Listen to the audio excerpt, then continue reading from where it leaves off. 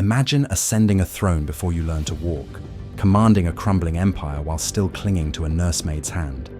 Picture being called Son of Heaven, yet never truly free, tethered to palace walls, foreign powers, and the sweeping tide of history. This is not fiction. This is the story of Henry Puyi, the last emperor of China. In this story, we delve deep into the complex and tragic journey of a man born into divine power, only to become a puppet of empires, a prisoner of ideologies, and eventually a gardener under communist rule. Drawn from the vivid recollections in The Last Manchu and the piercing observations of The Last Emperor by Edward Bear, this is the cinematic, true story of a royal orphan trapped between dynasties, dreams, and dictators. It began on a cold December day in 1908, when 3-year-old Aishin Jioro Puyi was plucked from his mother's arms and declared the Xuantong Emperor of the Qing dynasty. He wept through the coronation, oblivious to the gravity of his destiny. Behind the walls of the Forbidden City, he lived in opulence yet isolation, surrounded by eunuchs and customs from a world already vanishing. Puyi's every move was dictated by ritual. He was addressed as the Son of Heaven, but as a child emperor, he played with toys while courtiers maneuvered for power. His education was intense but out of touch, rooted in Confucian classics, imperial etiquette, and foreign languages under British tutor Reginald Johnston. He was taught to revere his ancestors and believe in his divine right, all while the structure of monarchy dissolved around him. The Forbidden City, filled with ancient ceremonies and whispered secrets, became a golden cage. Even his friendships were strained by rank and reverence. The fall came quickly. In 1912, the Republic of China was born, and Puyi abdicated the throne. At just 6 years old, he became emperor in name only, confined to the Forbidden City, while the world outside transformed. Though toppled, he was not free. His court still bowed before him. His meals were served in golden bowls, but beyond the palace gates, revolution brewed. He grew up surrounded by ghosts of a fallen empire, never truly understanding the people who now called for equality and reform. By 1924, a military coup expelled Puyi from the Forbidden City, exiling him from the only home he'd ever known. He found brief refuge in the Japanese legation in Tianjin, where he lived as a celebrity in exile.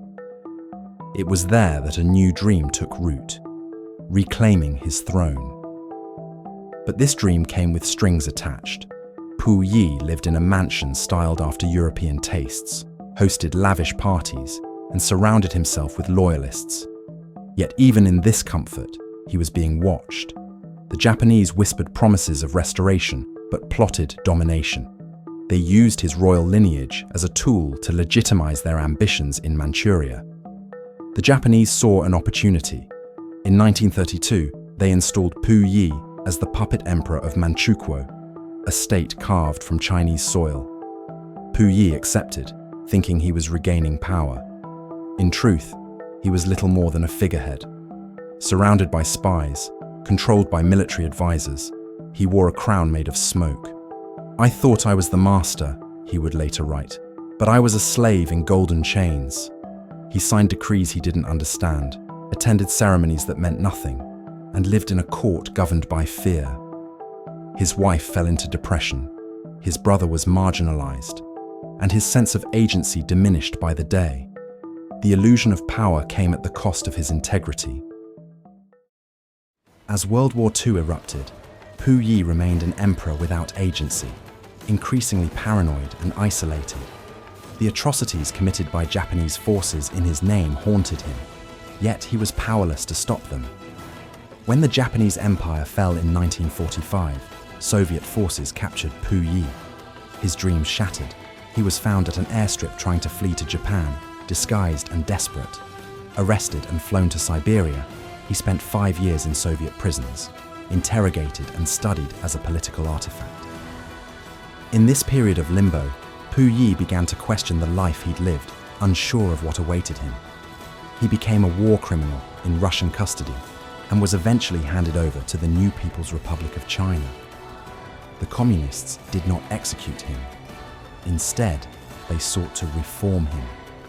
In their eyes, he was not just a man to be judged, but an opportunity to display the triumph of ideology over imperialism. Puyi spent nearly a decade in a Chinese prison camp, undergoing forced ideological re-education. It was there that the emperor was stripped of his illusions. In The Last Manchu, he recounts the shame, the loneliness, and the slow unraveling of his former self. He learned humility. He confessed to the crimes committed under his reign. He began, at last, to see the people he once ruled.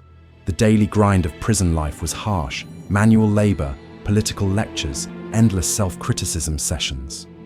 Puyi, who once commanded nations, now scrubbed toilets and tilled fields. Slowly, the old identity dissolved. He began to write letters of repentance, study Marxist theory, and accept his fall from divinity. Upon release in 1959, Puyi was unrecognizable. No longer a monarch, he became a citizen of the communist state. He worked as a gardener in Beijing, an emperor turned laborer. In a final twist of irony, he required permission to visit the Forbidden City, once the realm he ruled. On one such visit, he was mistaken for a tour guide. The transformation was complete. The last years of Puyi's life were quiet, even peaceful. He married a nurse, lived modestly, and cooperated with government officials. He became a living symbol of change, from feudal dynasty to People's Republic. In his memoir, he does not seek pity, but understanding. He reflects on a life manipulated by forces greater than himself: imperialism, revolution, ideology. He remained under close surveillance, yet was occasionally used by the state as proof of successful reform.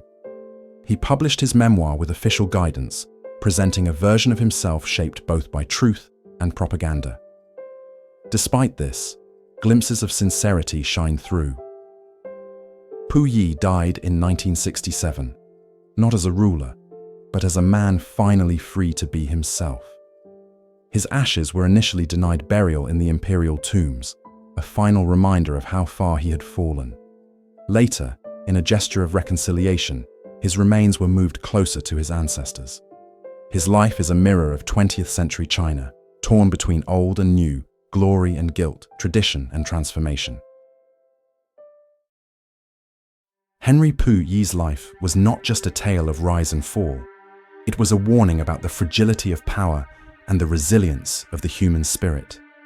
Through the golden palaces of the Qing dynasty, the bloody battlefields of World War II, and the cold confines of prison reform, Puyi's journey reveals the cost of identity when shaped by history rather than choice. He was not evil, nor heroic, merely human, caught in the wheels of fate. His story reminds us that history is not just made by emperors, but by the invisible hands that guide them. If this story stirred something in you, curiosity, reflection, wonder, consider diving deeper. Read The Last Manchu for Puyi's own words, or The Last Emperor for an unflinching look at the man behind the myth. And if you enjoyed this cinematic journey into the past, don't forget to subscribe, leave a comment, and join us for the next story that shaped the world.